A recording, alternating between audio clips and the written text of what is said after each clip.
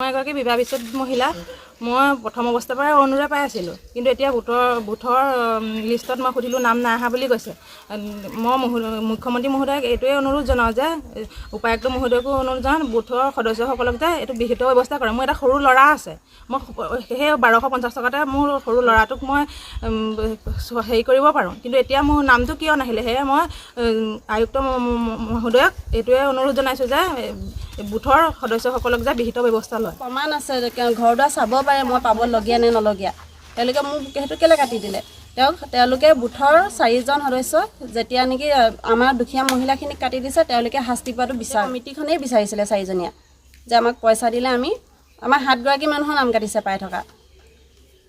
তেওঁ পইচা বিচাৰোঁতে কৈছে আমি পইচা কেলৈ দিম, আমি আগৰ পৰা পাই আছোঁ, আমাকতো চাই চিতিয়ে ঘৰ দুৱাৰ দলিলত চাইন কৰাই আমাক অৰুণোদয় দিছিলে চাই মেলি। কিন্তু এতিয়া যে পইচা নহয় বোলে, এতিয়া চবৰে কিছুমানক কাট যাব বুলি ক'লে, কিছুমানক কটা হ'ব বোলে। যিগৰাকীয়ে মানে আমি চাই চিতিহে এতিয়া হেৰি দিম বুলি কৈছিলে, অৰুণোদয় দিম।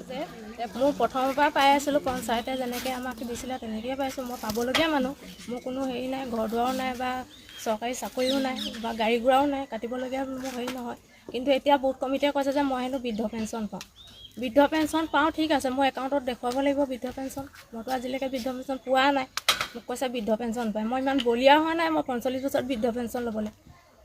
মোক এতিয়া সেই বুলি কৈছে আপুনি বোলে বৃদ্ধ পেঞ্চন পায়। মই এগৰাকী বিবাহ বিচ্ছেদ মহিলা।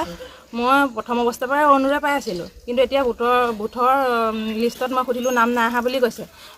মই মুখ্যমন্ত্ৰী মহোদয়ক এইটোৱে অনুৰোধ জনাওঁ যে উপায়ুক্ত মহোদয়কো অনুৰোধ জনাওঁ বুথৰ সদস্যসকলক যে এইটো বিহিত ব্যৱস্থা কৰে। মোৰ এটা সৰু ল'ৰা আছে, মই সেই 1250 টকাতে মোৰ সৰু ল'ৰাটোক মই হেৰি কৰিব পাৰোঁ, কিন্তু এতিয়া মোৰ নামটো কিয় নাহিলে? সেয়ে মই আয়ুক্ত মহোদয়ক এইটোৱে অনুৰোধ জনাইছোঁ যে বুথৰ সদস্যসকলক যে বিহিত ব্যৱস্থা লয়। প্ৰমাণ আছে ঘৰ দুৱাৰ চাব পাৰে মই পাবলগীয়া নে নলগীয়া।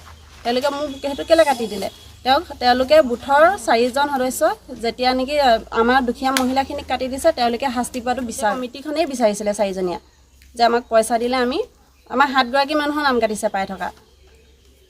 তেওঁ পইচা বিচাৰোঁতে কৈছে আমি পইচা কেলৈ দিম, আমি আগৰ পৰা পাই আছোঁ, আমাকতো চাই চিতিয়ে ঘৰ দুৱাৰ দলিলত চাইন কৰাই আমাক অৰুণোদয় দিছিলে চাই মেলি। কিন্তু এতিয়া যে পইচা নহয় বোলে, এতিয়া চবৰে কিছুমানক কাট যাব বুলি ক'লে, কিছুমানক কটা হ'ব বোলে। যিগৰাকীয়ে মানে আমি চাই চিতিহে এতিয়া হেৰি দিম বুলি কৈছিলে, অৰুণোদয় দিম। মোৰ প্ৰথমৰ পৰা পাই আছিলোঁ, পঞ্চায়তে যেনেকৈ আমাক দিছিলে তেনেকৈয়ে পাইছোঁ। মই পাবলগীয়া মানুহ, মোৰ কোনো হেৰি নাই, ঘৰ দুৱাৰো নাই বা চৰকাৰী চাকৰিও নাই বা গাড়ী ঘোঁৰাও নাই, কাটিবলগীয়া মোৰ হেৰি নহয়। কিন্তু এতিয়া বুথ কমিটিয়ে কৈছে যে মই হেনো বৃদ্ধ পেঞ্চন পাওঁ। বৃদ্ধ পেঞ্চন পাওঁ, ঠিক আছে, মোৰ একাউণ্টত দেখুৱাব লাগিব বৃদ্ধ পেঞ্চন। মইতো আজিলৈকে বৃদ্ধ পেঞ্চন পোৱা নাই। মোক কৈছে বৃদ্ধ পেঞ্চন পায়। মই ইমান বলিয়া হোৱা নাই মই 45 বছৰত বৃদ্ধ পেঞ্চন ল'বলৈ। মোক এতিয়া সেই বুলি কৈছে আপুনি বোলে বৃদ্ধ পেঞ্চন পায়। যিকোনো খবৰৰ বাবে যোগাযোগ কৰক 7099017330 লগতে 7099017110 নম্বৰত।